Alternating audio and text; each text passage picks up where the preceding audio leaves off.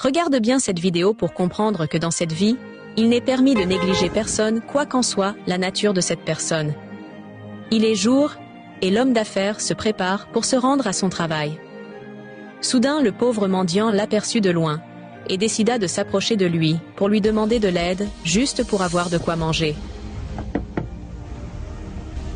Mais à sa grande surprise, il a été refoulé par l'homme riche, le pauvre mendiant voulant insister un tout petit peu, et s'est fait agresser et tabasser par l'homme riche. Le laissant par terre et parti. Soyez bien attentifs, car la fin va vous choquer positivement, et vous allez voir autrement les choses.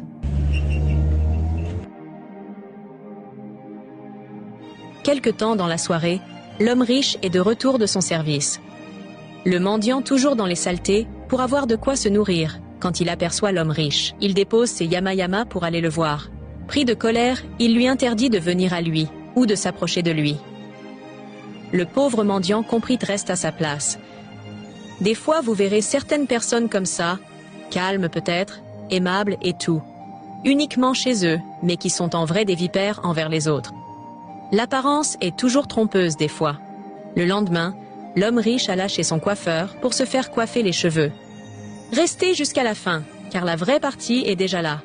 Et si vous n'êtes pas encore abonné, abonne-toi et laisse un like.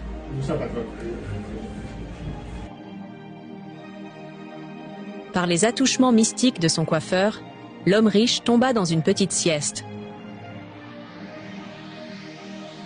Tout à coup, le coiffeur ayant appris que son boss est en train de dormir, a profité pour voler quelques de ses cheveux pour des rituels. De quel genre de rituel il s'agit? Personne ne sait. Un petit moment après, l'homme se réveille de sa sieste, sans se rendre compte de quelque chose.